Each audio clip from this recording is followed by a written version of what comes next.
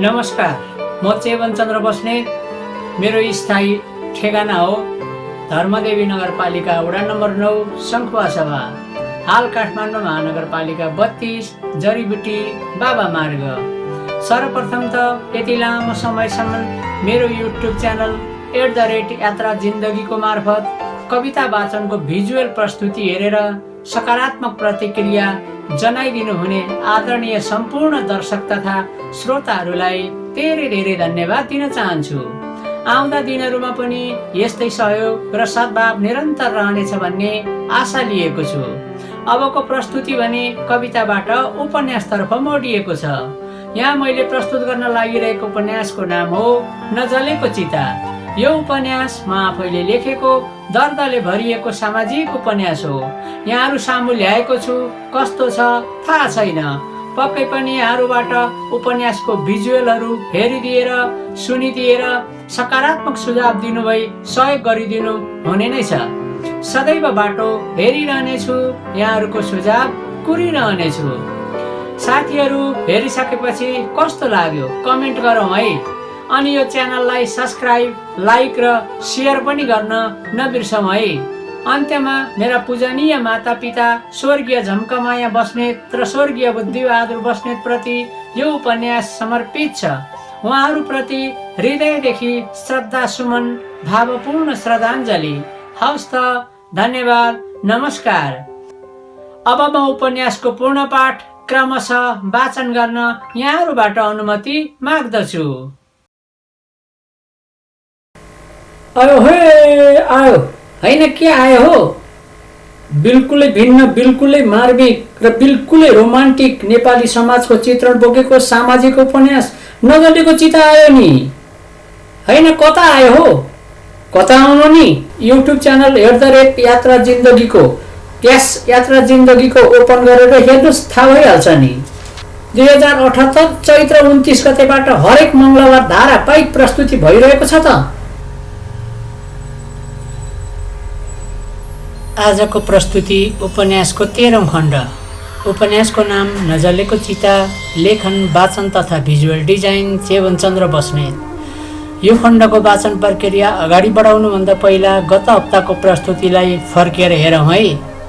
गएको हप्ता पौरखीको सानो गल्तीले यो पटकको दसैँ बहुत रमाइलो साथ मान्ने पौरखी र उनकी आमाको धोको काँचको चुरा फुटे जस्तै चकनाचुर भएपछिको पीडा र आमाको चिच्याहट, रोदन अनि धैर्यताको सङ्गम। ती महान आमा अवश्य हेर्नु सुन्नु भयो नै होला। कस्तो लाग्यो प्रतिक्रिया पठाउन नबिर्सनु होला है। अब आजको वाचन प्रक्रिया सुरु गरौँ है त। पौरखीले पढाइ छाड्नु परेकोले ज्यादै चिन्तित थियो। चिन्तित पनि किन नहुनु, 8 वर्षको हुँदा कक्षा 4 पास गरेको मानिस अहिले 15 वर्षको भइसक्यो। पढ्न छोडेको पनि 7 वर्ष भयो। मामलीमा 1.5 वर्ष पढ्यो होला, अरू त सबै समय खाली नै रह्यो। कक्षा 6 मा पढ्दै गरेर छोडे पनि तेजिलो दिमाग भएका कारण उसमा पुनः पढ्ने इच्छा जाग्यो। तर कसरी? पहिला पढ्दा पढ्दै छोडेर आएको, अब कसरी सुरुवात गर्ने? उसको अगाडि गम्भीर प्रश्न थियो। हुन त मामली गाउँको विद्यालयमा पनि कक्षा 7 सम्म मात्र पढाइ हुन्थ्यो। फेरि त सहर पढ्न जानै पर्दथ्यो। जे भए पनि पढ्ने इच्छा जाग्नु राम्रै कुरा थियो। आमासँग जहिले पनि ऊ पढ्न जाने विषयमा लिएर भनाभन भइरहन्थ्यो र ऊ घरमा कलहको बिउ पनि यही हुने गर्दथ्यो। म पढ्न जान्छु, मलाई पढाउनु पर्छ भन्ने प्रश्नको उत्तर हलो कसले जोत्छ र त पढ्न जान्छस्? हामीलाई कसले पाल्छ? हामी दुई बुढाबुढीको अनुहार हेरेर बस्नु पढ्दा पैसा चाहिन्छ, हामीसँग पैसा छैन, केले पढ्छस्? यिनै प्रश्नमाथिको प्रश्नले दिक्क लाग्दो अवस्था आइरहेको थियो। तर प्रतिभाको कुरा गर्ने हो भने सानै उमेरदेखिको चलाख र चतुर व्यक्तित्वको रूपमा परिचित थियो पौरखी। घरायसी काममा प्रयोग हुने वस्तुहरू निर्माण गर्न कुनै गुरु थाप्नु पर्दैनथ्यो। टेक्निकल दिमाग थियो उसको। देख्यो कि टिपिहाल्दथ्यो, सुन्यो कि सम्झिहाल्दथ्यो। हलो, जुवा, हरिस, डोको, नाम्लो, थुन्चे, डालो, पेचा, मान्द्रो, टेबुल, दरार, डेस्क, बेन्च, खाट आदि कामहरू आफै गर्दथ्यो र गुरु कसैलाई थाप्नु परेन। जादुमय दिमाग थियो पौरखीको।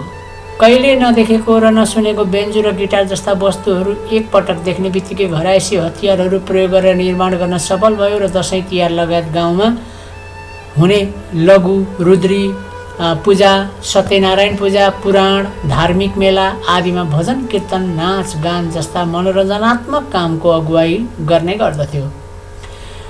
25-30 जना गाउँले दौतेरीहरूमा नाइके अगुवाको रूपमा प्रस्तुत भएर राम रौस, विकास निर्माण, हार गुहार, भाँडा परमा, मर्दा पर्दा इत्यादि काम गर्ने उसको आदत थियो। किनकि बचपन अवस्थाबाटै व्यवहारका कामहरू गर्ने जिम्मेवारी आइलाग्यो। समाजको अगाडि घुँडा टेक्ने कुरा पनि थिएन। जे आइलाग्छ त्यो बेहोर्न पर्ने नै थियो। गलत कामदेखि ऊ जहिले पनि डराउँदथ्यो। यसकारण पनि गम्भीर प्रकृतिका घटनाहरूबाट ऊ टाढै नै थियो। तथापि साथी सङ्गत भने त्यति असल नभएका कारण बानी बेहोरामा थोरै थोरै कमजोरीहरू देखिनु कुनै अनौठो कुरा भने थिएन। घरको आर्थिक अवस्था बुबा खसेदेखि नै क्रमशः बिग्रदै गएको थियो। कमजोर आर्थिक अवस्थाका कारण पनि अन्यत्र सहरमा गएर पढ्न सक्ने अवस्था थिएन।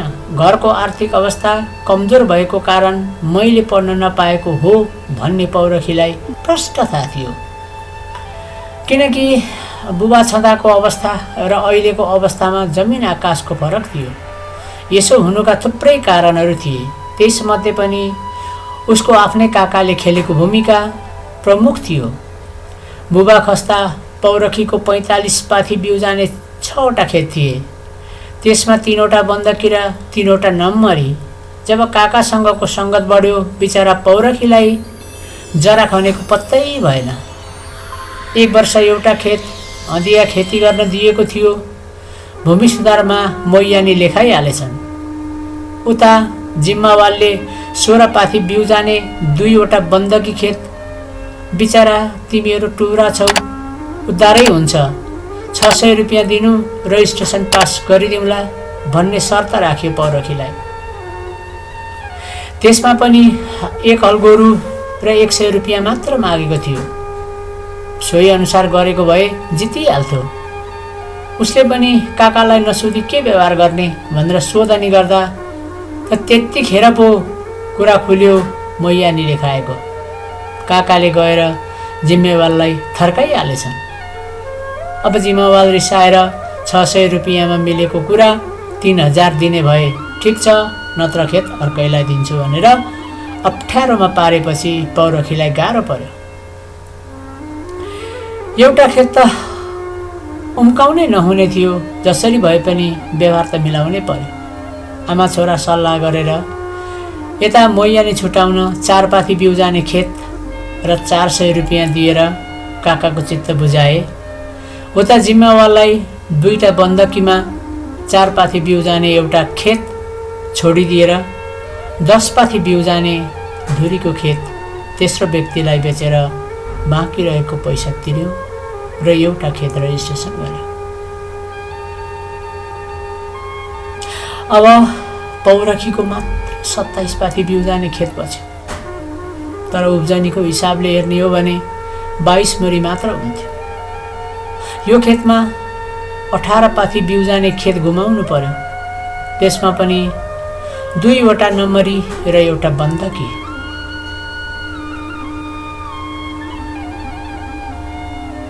यो काममा काकाले पौरखीलाई डुबाउनुसम्म डुबाए। यसकारण पनि पौरखीको आफ्नो घरको आर्थिक अवस्था ज्यादै नाजुक हुँदै गयो। अब उसलाई जिउन पनि धेरै कठिन हुने अवस्था देखा पर्ने भयो।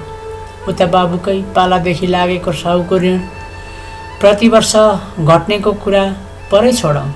दसैँ बन्यो, तिहार बन्यो, औषधि बन्यो, लुगाफाटा बन्यो, मिठो मसिनो खानेकुरा बन्यो, ऋण त बढेको बढेकै। ब्याज तिर्दा कहिलेसम्म फिर्ता गर्न सकेन। बरु हरेक वर्ष खेत काट्दै साउलाई दिँदै गर्नु पर्यो। दसैँ आयो कि खेत काटेर साउलाई दिनु नै पर्थ्यो।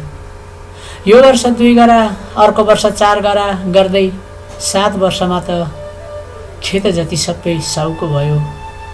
यसो गर्दा 3 हलको मेलो पाखाबारी र त्यही बचेको खेत मात्र बाँकी रह्यो।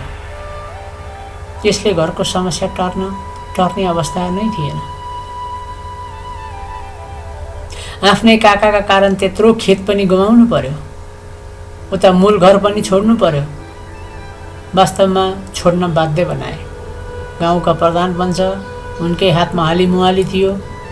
टुरो भतिजोसम्मलाई छोडेनन्। पौरखीको परिवारलाई काकाको परिवारले कहिले राम्रो दृष्टिकोणले हेरेन। आफ्नो भतिजालाई त यस्तो गरे भने अरूलाई उनी प्रधान पञ्च भएको बेलामा कति दुःख दियो होला। यसकारण पनि ठुलो रुखको छाहारीको मुनिको बिरुवा जस्तो भएर रहनु पर्यो त्यस्तै भएर पौरखी रहनु पर्यो।